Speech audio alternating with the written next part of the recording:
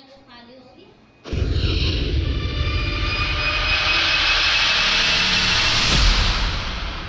जल, थल और आकाश, पृथ्वी के कोने-कोने में जीवन थिरक रहा है। कहीं पर गहरे समुद्र हैं, तो कहीं पर धूल से भरे रेगिस्तान, तो कहीं पर आकाश को छूती हुई पर्वतमालाएं। बड़ा ही अनोखा है हमारा ये ग्रह, लेकिन जितना अनोखा ये ग्रह है, उतनी ही अनोखी वो घटनाएं भी थीं, जिनकी बदौलत आज पृथ्वी ने ये रूप धारण किया। अगर हम पृथ्वी के अतीत में झांक कर देखें, तो हमें दिखाई देंगी वो घटनाएं जो कि महाप्रलयकारी थीं, जिन्होंने पृथ्वी को निर्मित किया। अगर अतीत में वो चमत्कारी घटनाएं ना घटती, तो आज ना हमारा सूर्य होता, ना पृथ्वी होती और ना ही जीवन का कोई अस्तित्व होता। पृथ्वी का अतीत रोमांच से भरा हुआ है कि कैसे हमारे इस ग्रह का निर्माण हुआ। वो कौन सी चमत्कारी घटनाएं थीं जिन्होंने पृथ्वी के निर्माण में अपनी अहम भूमिकाएं निभाई। नमस्कार दोस्तों, मैं श्याम तुम्हारा स्वागत करता हूं इस वीडियो में।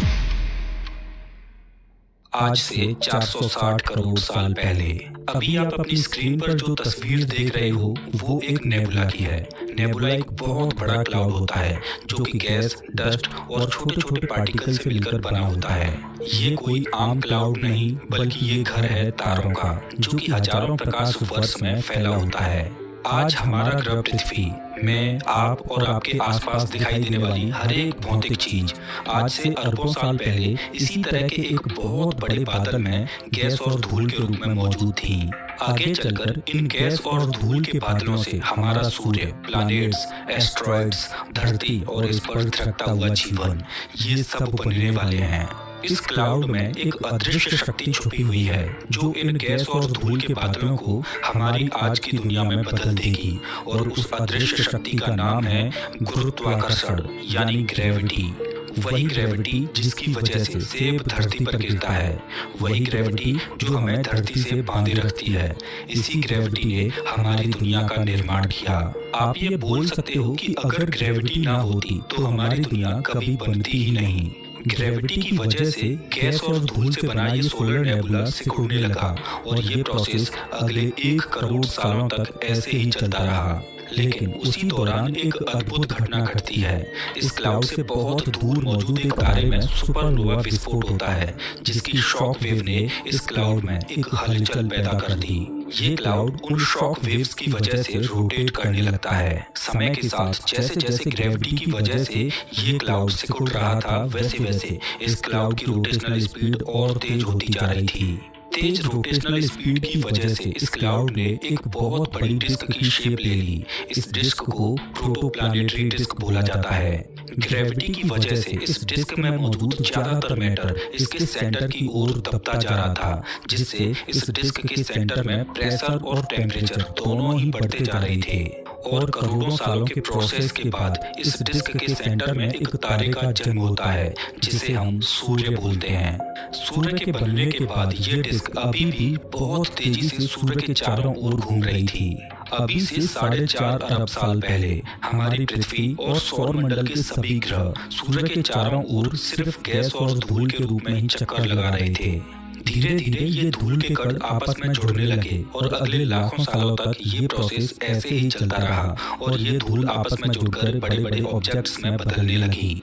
जैसे जैसे ये ऑब्जेक्ट्स बड़े होते जा रहे थे, वैसे वैसे इनकी ग्रेविटी भी बढ़ती जा रही थी, जिससे ये आकाशीय पिंड और तेजी से डिस्क में मौजूद गैस और धूल को अपने अंदर खींचते जा रहे थे। आप ये बोल सकते हो कि ये पिंड एक वैक्यूम क्लीनर की तरह सूर्य के चारों ओर घूम रही गैस और धूल को अपने अंदर खींचते जा रहे थे। ये पिंड धीरे धीरे ग्रहों का रूप लेते जा रहे थे, और करीब 30 लाख साल लगे इस प्रोटोप्लैनेटरी डिस्क से प्लैनेट्स बनने में। लेकिन अभी भी ये प्लैनेट्स बहुत छोटे थे। वैज्ञानिक मानते हैं कि शुरुआत में हमारे सौर मंडल में करीब 100 से भी ज्यादा छोटे छोटे ग्रहों का निर्माण हुआ था। इन्हें वैज्ञानिक प्रोटोप्लैनेट्स बोलते हैं। लेकिन अब हमारा सौर मंडल एक भयानक रूप लेने वाला था। सौर मंडल के शुरुआती दौर में जितने भी प्रोटोप्लैनेट्स बने थे, वो सभी सूर्य के चारों ओर बहुत तेजी से घूम रहे थे, और उन सभी प्रोटोप्लैनेट्स का ऑर्बिट अनस्टेबल था। इस वजह से ये प्रोटोप्लैनेट्स एक दूसरे के ऑर्बिट को इंटरसेक्ट कर रहे थे, जिससे ग्रेविटी की वजह से ये आपस में टकराने लगते हैं। आपस में टकराने की वजह से इन प्लैनेट्स का साइज बड़ा होता जा रहा था और समय के साथ आपस में टकरा टकरा कर अब सौरमंडल में सिर्फ गिने चुने ही प्लैनेट्स बचे थे। अभी तक पृथ्वी से कई प्रोटोप्लैनेट्स टकराए। इन टकरावों की वजह से इतनी हीट पैदा हुई कि हमारी पृथ्वी पूरी तरह से धधकते हुए एक लावे की गेंद बन चुकी थी। लेकिन अब पृथ्वी पर एक और भयानक घटना घटने वाली थी। तकरीबन मंगल ग्रह के आकार का एक ग्रह, जिसे वैज्ञानिकों ने थिया नाम दिया है, ये पृथ्वी की ओर बहुत तेजी से आता है और पृथ्वी से टकरा जाता है। वैज्ञानिकों ने इस घटना को जायंट इम्पैक्ट नाम दिया। ये टकराव इतना भीषण था कि जैसे ही ये प्लैनेट पृथ्वी से टकराया तो भारी मात्रा में पृथ्वी का पिघला हुआ लावा अंतरिक्ष में छिटक गया और पृथ्वी के चारों ओर एक रिंग के रूप में फैल गया। और समय के साथ वो रिंग एक ऑब्जेक्ट में बदलने लगी, जिसे आज हम चंद्रमा बोलते हैं। दोस्तों, चंद्रमा के बनने के बारे में वैज्ञानिक अलग अलग थ्योरीज देते हैं। जैसे कि कैप्चर थ्योरी के अनुसार ऐसा माना जाता है कि चांद कोई प्रोटोप्लैनेट था जो कि पृथ्वी की ग्रेविटी की वजह से इसके ऑर्बिट में आकर फंस गया। वहीं एक थ्योरी ये कहती है कि जब पृथ्वी का निर्माण हो रहा था तब साथ ही साथ पृथ्वी के ऑर्बिट में चंद्रमा का भी निर्माण हो गया। लेकिन जब साल 1969 में इंसान पहली बार चांद पर गए तब अपोलो 11 के एस्ट्रोनॉट्स चांद की मिट्टी अपने साथ लेकर आए। जब चांद से लाई गई उस मिट्टी पर परीक्षण किया गया तो वैज्ञानिकों ने पाया कि चांद की मिट्टी की संरचना भी पृथ्वी की मिट्टी से मेल खाती है, जो ये साबित करती है कि अतीत में चंद्रमा पृथ्वी का ही हिस्सा रहा होगा। तो वैज्ञानिक चांद के बनने के बारे में जायंट इम्पैक्ट थ्योरी को ही सटीक मानते हैं। उस सोलर नेबुला से पृथ्वी के बनने में अभी तक 5 करोड़ साल बीत चुके थे। चांद का जन्म हो चुका था, लेकिन पृथ्वी का चंद्रमा आज की तरह बिल्कुल भी नहीं था। उस समय पृथ्वी का चंद्रमा पृथ्वी के इतने करीब था कि ये आज की तुलना में करीब 15 गुना से भी ज्यादा बड़ा दिखाई देता था और शुरुआत में चंद्रमा भी धधकते हुए लावे की एक गेंद की तरह था। अतीत में थिया प्लैनेट का पृथ्वी से टकराना पृथ्वी के लिए एक भयानक घटना थी, लेकिन अगर उस घटना को इंसानों के नजरिए से देखा जाए तो वो वास्तव में एक वरदान ही था, क्योंकि उस टकराव की वजह से पृथ्वी अपनी एक्सिस पर 23.5 डिग्री से झुक गई, जिसका आगे चलकर पृथ्वी पर बहुत फायदा मिलने वाला था। आज हम अपनी पृथ्वी पर अलग अलग ऋतुओं को अनुभव करते हैं, जैसे सर्दी, गर्मी और बरसात।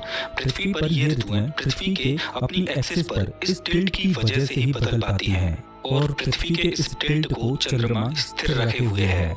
अभी पृथ्वी रहने लायक तो बिल्कुल भी नहीं थी, लेकिन अब पृथ्वी पर एक ऐसी घटना घटने वाली थी जिसकी वजह से आगे चलकर धरती पर जीवन संभव हो पाया। दरअसल पृथ्वी के अंदर मौजूद हल्के एलिमेंट्स सतह की ओर ऊपर उठने लगे और भारी एलिमेंट्स जैसे कि लोहा और अन्य धातुएं पृथ्वी के केंद्र में जमा होने लगी। जैसे जैसे पृथ्वी की कोर का निर्माण होता जा रहा था, वैसे वैसे पृथ्वी की एक अदृश्य ढाल बनती जा रही थी, जिसे हम मैग्नेटिक फील्ड बोलते हैं। दोस्तों, अगर पृथ्वी का मैग्नेटिक फील्ड ना होता तो आज पृथ्वी पर जीवन का नामो निशान भी ना होता, क्योंकि सूर्य से लगातार सोलर तूफान निकलते रहते हैं, जिनमें मौजूद चार्ज पार्टिकल्स पृथ्वी की ओर गोली से भी तेज रफ्तार से आते हैं। लेकिन पृथ्वी का magnetic field in charge particles को धरती पर आने से रोकता है। अगर पृथ्वी का मैग्नेटिक फील्ड ना होता तो ये सौर हवाएं पृथ्वी के वायुमंडल को खत्म कर देती, पृथ्वी पर मौजूद समुद्रों को सुखा देती। तो आप सोचकर देखिए कि बिना मैग्नेटिक फील्ड के क्या धरती पर जीवन संभव हो पाता। धरती धीरे धीरे ठंडी होती जा रही थी और इसकी अलग अलग लेयर्स बनती जा रही थी। पृथ्वी की क्रस्ट का निर्माण होने लगा था। दोस्तों, पृथ्वी के बनने के इस प्रोसेस में अभी तक पृथ्वी का मैग्नेटिक फील्ड बन चुका था और पृथ्वी का चंद्रमा भी जन्म ले चुका था, लेकिन अभी भी पृथ्वी पर एक जरूरी चीज की कमी थी, पानी। अभी तक पूरी पृथ्वी एकदम बंजर और वीरान थी, जिस पर समुद्र तो मौजूद थे, लेकिन धधकते हुए लावे से भरे हुए। पृथ्वी अपनी धुरी पर इतनी तेजी से घूम रही थी कि उस समय पृथ्वी के दिन और रात महज 6 घंटे के होते। जहां 3 घंटे का दिन तो 3 ही घंटे की रात होती। जहां इनर सोलर सिस्टम में रॉकी प्लैनेट्स का निर्माण हो रहा था, तो वहीं आउटर सोलर सिस्टम में बड़े बड़े गैस जायंट्स का निर्माण हो रहा था। साथ ही निर्माण हो रहा था कॉमेट्स और एस्ट्रॉइड्स का, और इन कॉमेट्स और एस्ट्रॉइड्स में मौजूद थे मिनरल्स और पानी। लेकिन ये कॉमेट्स पृथ्वी से बहुत दूर एस्टेरॉयड बेल्ट में मौजूद थे, जो कि सूर्य की परिक्रमा कर रहे थे। इस समय तक हमारे सौरमंडल के सबसे बड़े गैस जायंट जुपिटर का भी निर्माण हो चुका था।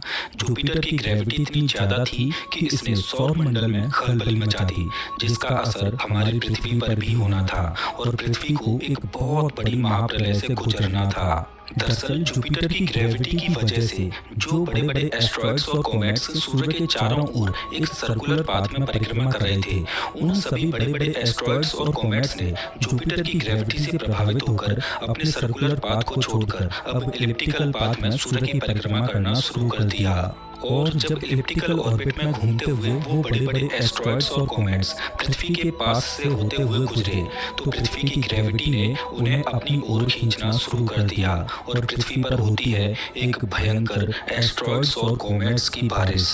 एस्टेरॉयड्स और कॉमेट्स की ये बारिश लाखों करोड़ों सालों तक ऐसे ही चलती रही। कॉमेट्स आते और ये अपने साथ मिनरल्स और भरपूर मात्रा में पानी लाते, जिससे पृथ्वी पर समुद्रों का निर्माण होने लगा और अब हमारा जीवन को धारण करने योग्य बनता जा रहा था।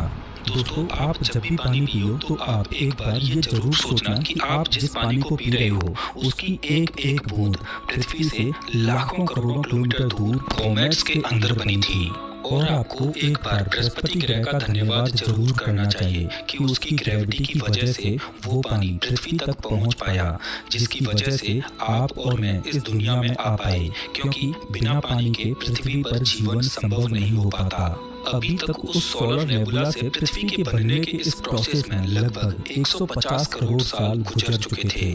पृथ्वी की ऊपरी सतह ठंडी होकर ठोस होने लगी थी, जिससे खौलता हुआ लावा और उसमें मौजूद अन्य गैसें पृथ्वी की सतह के नीचे ट्रैप हो चुकी थीं, जिससे लावा पृथ्वी की क्रस्ट को तोड़कर ऊपर आने लगा और जो पृथ्वी पानी से ढकी थी उसमें जगह जगह ज्वालामुखी फटने लगे और उनसे छोटे छोटे आइलैंड्स बनने लगे।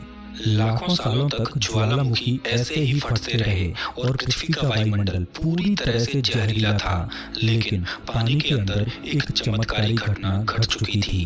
पानी के अंदर एक अनमोल चीज का जन्म हो चुका था। सिंगल सेल के रूप में जीवन पानी के अंदर फल फूलने लगा और आज से करीब 250 करोड़ साल पहले पानी के अंदर ऐसे सूक्ष्म जीवों का निर्माण हुआ जो एक गजब का वेस्ट प्रोडक्ट छोड़ने लगे।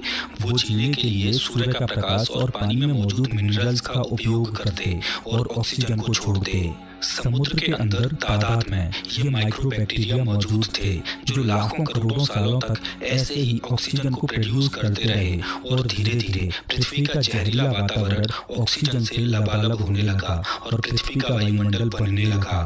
अभी से करीब 150 करोड़ साल पहले पृथ्वी के दिन और रात अब 16 घंटे के हो चुके थे। अभी तक पृथ्वी के बनने के इस सफर में करीब 300 करोड़ साल गुजर चुके थे, लेकिन अभी भी जीवन पानी के अंदर केवल सिंगल सेल के रूप में ही पनप रहा था। समय गुजरता जा रहा था, लेकिन पृथ्वी के अंदर एक उथल पुथल मची हुई थी, जिस वजह से पृथ्वी की टेक्टोनिक प्लेट्स आपस में खिसकने लगी, जिससे पृथ्वी में बहुत बड़ी बड़ी दरार हो गई और ये घटना लाखों सालों तक ऐसे ही चलती रही, जिससे पृथ्वी के अंदर मौजूद लावा खुले में उबलता रहा। साथ ही साथ पृथ्वी पर जगह जगह वोल्केनो भी फट रहे थे, जिससे पृथ्वी के वायुमंडल में कार्बन डाइऑक्साइड की मात्रा बढ़ती जा रही थी, जिससे पृथ्वी पर एसिड रेन शुरू हो जाती है और ये लंबे समय तक चलती रहती है। लगातार एसिड रेन की वजह से तापमान इतना कम हो गया कि पृथ्वी पर मौजूद पानी जमने लगा और पूरी पृथ्वी पर बर्फ जम जाती है और पृथ्वी आइस एज में चली जाती है और लाखों सालों तक पूरी पृथ्वी ऐसे ही बर्फ से ढकी रहती है। लेकिन ज्वालामुखी पृथ्वी पर शांत होने का नाम ही नहीं ले रहे थे। ज्वालामुखियों से निकलने वाली गर्मी ने पृथ्वी पर जमी बर्फ को फिर से पिघलाया। धीरे धीरे जीवन एक जटिल रूप धारण करता जा रहा था और पृथ्वी का वातावरण इस जीवन को धरा पर सजोने लायक होता जा रहा था। एक तरफ जीवन समय के साथ अपने आप को इवॉल्व करता जा रहा था, तो वहीं दूसरी ओर पृथ्वी नए नए बदलावों से गुजरते हुए आज का रूप लेती जा रही थी। दोस्तों, समय के साथ पृथ्वी का केवल बाहरी आवरण ही नहीं बदल रहा था, बल्कि पृथ्वी का इनर स्ट्रक्चर भी बदलता जा रहा था और पृथ्वी की अलग अलग लेयर्स बनती जा रही थी। ऊपरी लेयर बनी क्रस्ट, जो कि 8 से 40 किलोमीटर तक मोटी है। आपको बता दूं कि पृथ्वी की क्रस्ट की मोटाई कॉन्टिनेंट्स पर ज्यादा होती है और समुद्र में रिलेटिवली कम होती है। पृथ्वी की क्रस्ट के नीचे जो लेयर बनी उसे मेंटल बोला जाता है, जो कि करीब 2900 किलोमीटर तक मोटी है। मेंटल के नीचे मौजूद है पृथ्वी की कोर, और पृथ्वी की कोर भी दो भागों से मिलकर बनी है, आउटर कोर और इनर कोर, जहां आउटर कोर लिक्विड फॉर्म में है और इनर कोर ठोस अवस्था में है। आपको बता दूं कि पृथ्वी की कोर का तापमान लगभग सूर्य की सतह के बराबर है, जो कि 6000 डिग्री सेल्सियस है। इस टेम्परेचर पर पृथ्वी की इनर कोर में मौजूद आयरन और निकल को पिघल जाना चाहिए था, लेकिन पृथ्वी की ग्रेविटी की वजह से इसके केंद्र में इतना दबाव है कि 6000 डिग्री सेल्सियस तापमान होने के बावजूद भी इनर कोर ठोस अवस्था में है। वास्तव में अतीत में पृथ्वी पर ऐसी चमत्कारी घटनाएं घटी जिनकी बदौलत आज हम इस धरा पर श्वास ले पा रहे हैं। जिस तरह से पृथ्वी ने धूल और गैस के बादलों से निर्मित होकर समय के साथ इवॉल्व होते हुए आज की शक्ल ली, उसी तरह पृथ्वी पर मौजूद जीवन भी सिंगल सेल से इवॉल्व होते हुए एक जटिल रूप धारण करता गया। जीवन का इवोल्यूशन पृथ्वी पर अलग अलग शाखाओं में इस प्रकार इवॉल्व हुआ कि भिन्न भिन्न प्रजातियों ने पृथ्वी को जीवन से सजो दिया, और आज हम इंसान भी पृथ्वी पर मौजूद करोड़ों प्रजातियों में से एक हैं। हम इंसानों का इवोल्यूशन भी एक चमत्कारी घटना है कि कैसे हम इंसान सिंगल सेल से इवॉल्व होते हुए आज के इंसान बने। वो कौन कौन सी चमत्कारी घटनाएं थी, अगर वो ना घटती तो आज हम इंसानों का इस धरती पर वर्चस्व ना होता। दोस्तों, इंसानों के इवोल्यूशन को आप स्क्रीन पर दिखाई दे रही इस वीडियो पर क्लिक करके देख सकते हो। मैं आपको वही मिलता हूँ।